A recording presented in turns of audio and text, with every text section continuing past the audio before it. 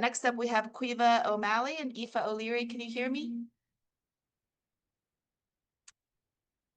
Just make sure Caoimhe is in the session. I think she might be backstage. Hi, Caoimhe. Morning. How are you? Good. How are you doing? Hiya. Good. Hi, Aoife. How are you? Good morning. All good. Yeah, we've had some really good sessions so far. So Super. Very yeah, good. really looking forward to yours as well. Thank you. Yeah, so you'll be talking to us about assistive technology and supporting dyslexic adults.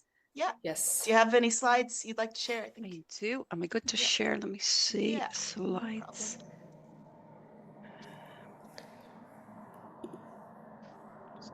Sorry. Yeah, Okay. looks Perfect. good. Good to go. Yeah. Perfect. Thanks, Okay. Aoife and Caoimhe, whenever you're ready. Super. Thank Okay, you. so good morning, everyone, and you're very welcome to our Assistive Technology for Dyslexia session. My name is Caoimhe, and I'm joined by my colleague Aoife today, and we're both members of the Adult Dyslexia team. Today, our focus of the session is really going to be exploring the many ways that technology can support dyslexic adults in both education and the workplace. So our conversation will focus on a range of assistive technologies designed to help with reading, spelling and writing, as well as tools that can address other often overlooked challenges associated with dyslexia, such as working memory difficulties. So throughout the session, we will address some of the more frequently asked questions that we receive in relation to dyslexia and assistive technology. For instance, one common concern raised by adults in the workplace is whether there's any kind of reliable tools that support reading and writing without relying on cloud services or collecting user data. We will have a 5-minute kind of question and answer session at the end. So please feel free to note any questions that you may have as we go along, and we can answer them then. Just to highlight that on the slide there, both myself and Aoife's email address is there. So please feel free to contact us if you have any questions or just want to talk maybe about adult dyslexia in general. Please feel free to reach out to us. Okay, now we're going to get started, and I'm going to ask Aoife our first question. So Aoife, what kind of technology is helpful for dyslexic adults? As you mentioned, dyslexia can impact reading and spelling and writing. So in terms of reading, text-to-speech tools that read digital text aloud are obviously going to be very helpful. And then you have tools like Immersive Reader, which Immersive Reader can also read text aloud, but another thing that it does is it enhances the readability of a text. So if you don't want to use the read aloud function and you want to read the text yourself, but you want to make the text more readable, you can change the background color, change the font, change the spacing.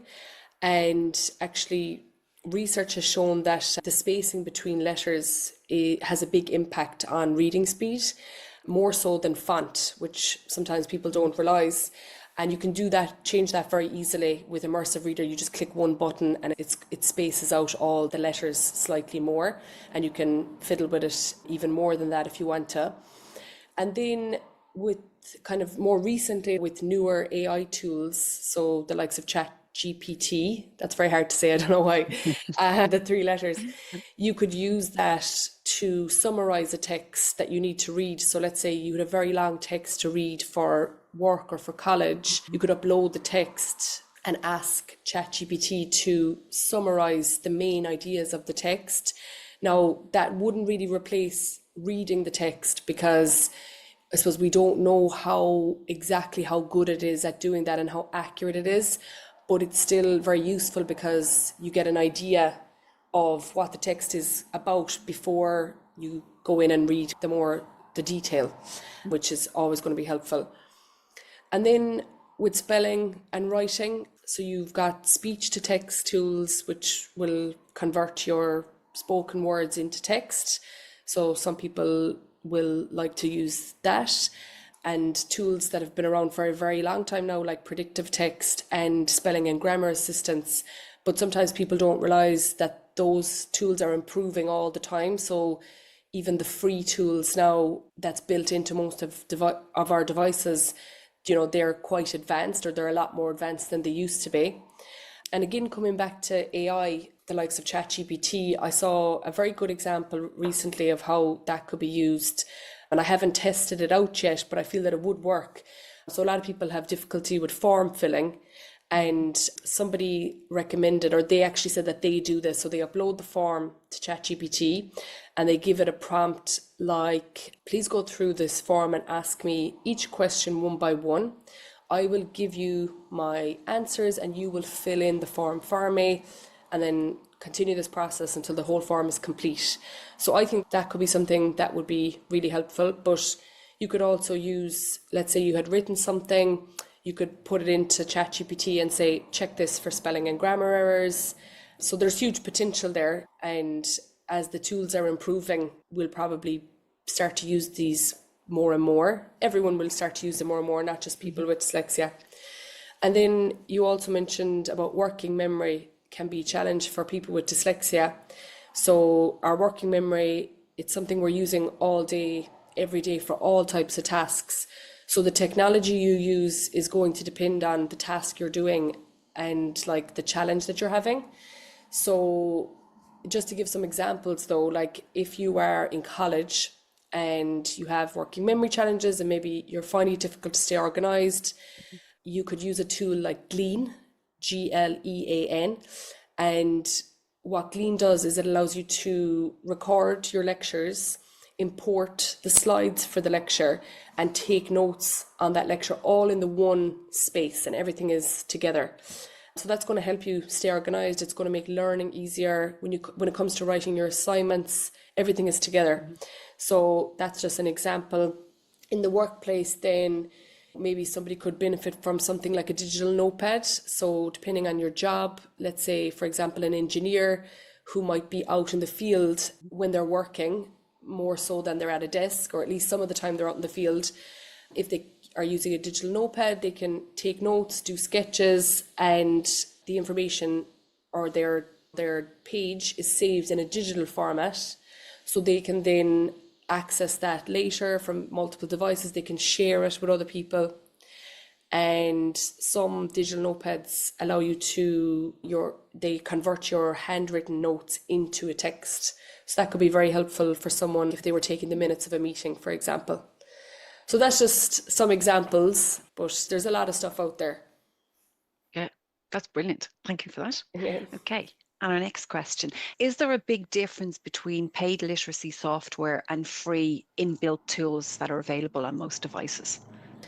So the free stuff that's in most of our devices is not designed for dyslexic people. It's just designed for the general population.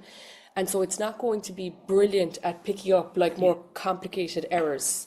So if you spell a word very differently to how it is spelled, we've all experienced that. It doesn't always pick up on what you're trying to spell. If you look at something like Grammarly has a free version, but it's better than, let's say, what might be there already in Microsoft Word. So a lot of dyslexic people will use the free version of Grammarly and get on fine with it. But the problem with Grammarly is that there's GDPR issues. So if you work in certain contexts like a financial institution or in a healthcare setting, you might not be allowed to use Grammarly, even the free version. So then you might have to look at a paid software, something like LightKey. So LightKey, recently I attended a webinar on this. They have a new feature called 0-bit for LightKey. And all that means is that you can use it in those kind of contexts, in financial institution, in healthcare, because it's serverless, it's not collecting user data. But I think if you have that, it does need to be activated. It doesn't cost extra, but you have to activate the 0-bit feature to make sure that it's not collecting data and things like that. Yes. So that's a one reason why somebody might use a paid version. And like I have seen LightKey in action, and like it is very sophisticated. Like it can pick up errors that you wouldn't expect it to pick up, and it can understand from the context what you're trying to say, what you're trying to spell.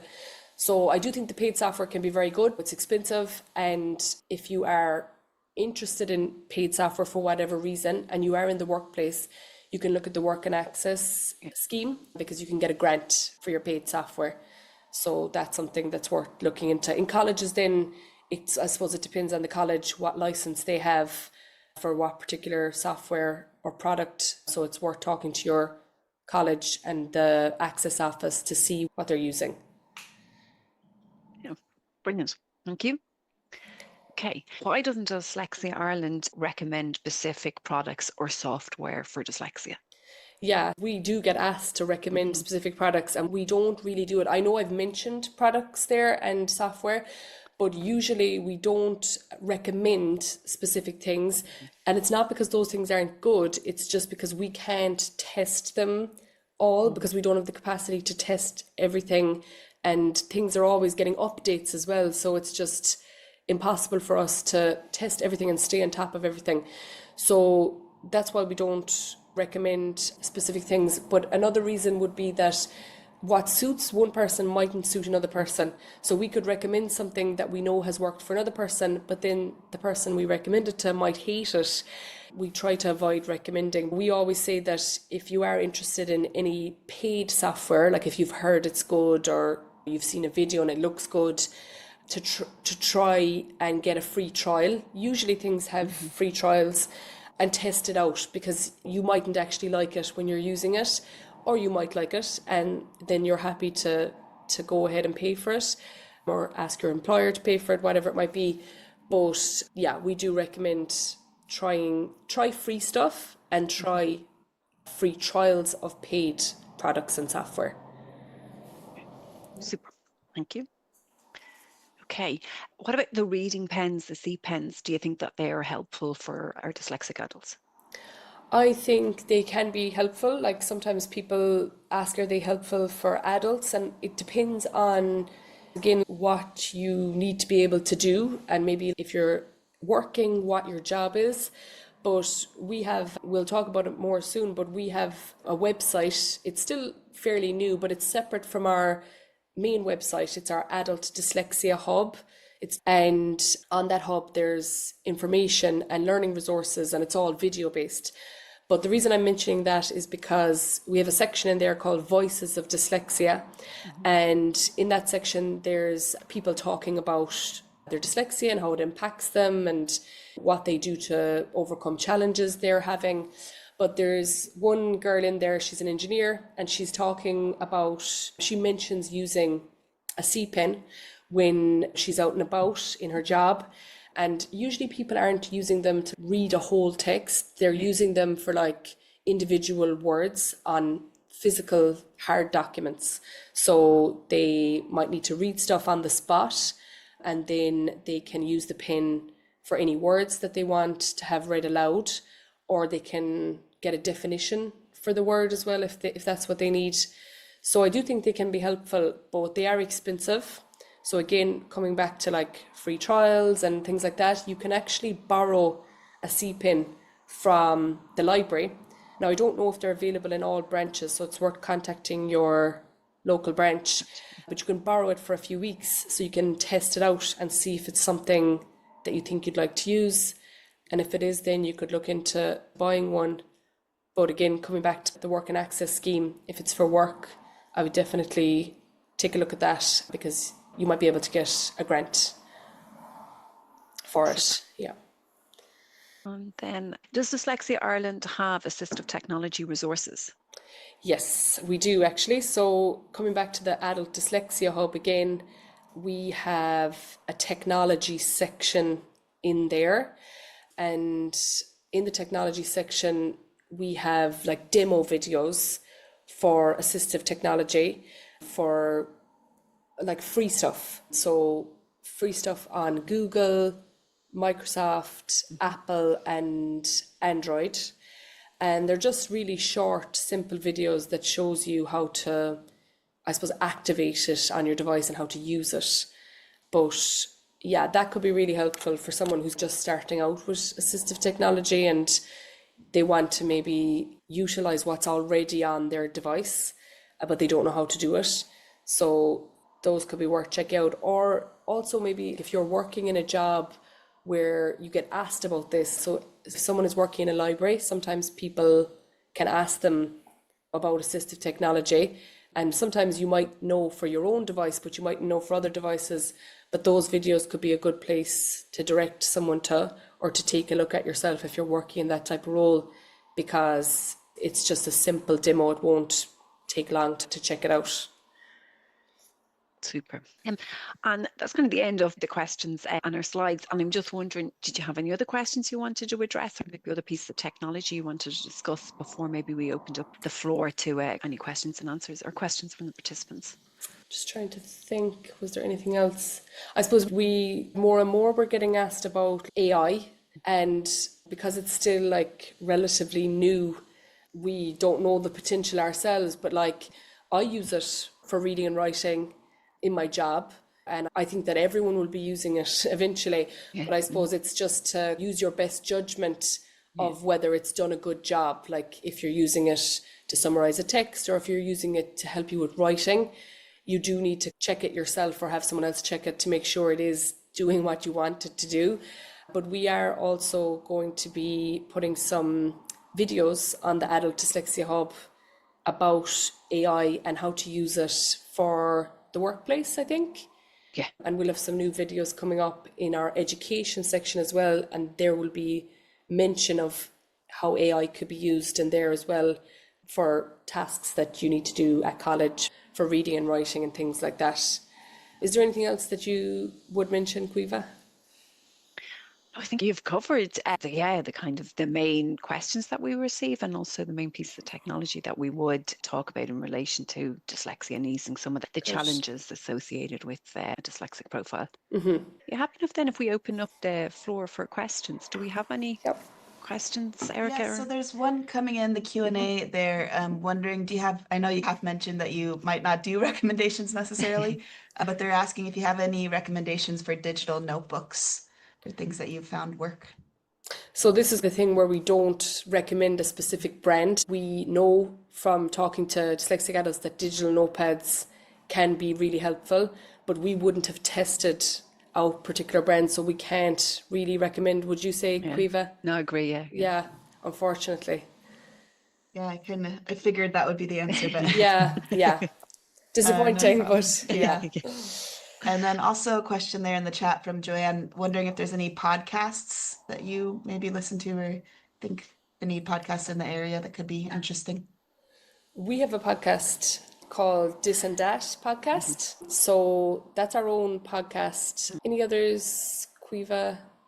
I think that's the one that most dyslexic adults would find hugely beneficial, because they can relate to so many of the different stories and points discussed during those podcasts, and even maybe colleagues or parents and different members of kind of society, like you mentioned earlier, who might be asked questions about dyslexia or technology, can find those podcasts really useful and interesting to learn more about dyslexia and how it impacts somebody both positively and negatively within their everyday life. And we also have, as I mentioned, that Voices of Dyslexia section in our Adult Dyslexia Hub, which has people adults talking about their dyslexia, and there's loads of videos there. And also, Caoimhe, you were part of doing like a webinar series on our YouTube channel.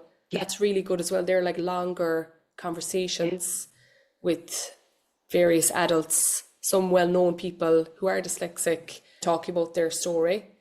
They're really good. Yeah. Cool. So there are options, and I know Danielle just dropped in the link to dyslexia.ie/podcast. So I think there's a few other resources there as well. There are a few more questions. One from the Q&A here. I'm wondering, can you discuss using AI tools for taking notes in meetings? This is something that I'm just starting to use and would love tips. Do you want to answer that one, Caoimhe? I think I'll throw it back to you, Aoife. As you go. So AI tools for taking notes in in meetings. Yeah. It's not something that I have a lot of practice with myself, but I actually would really like to start using it, because I personally find taking the minutes of our team meetings very challenging.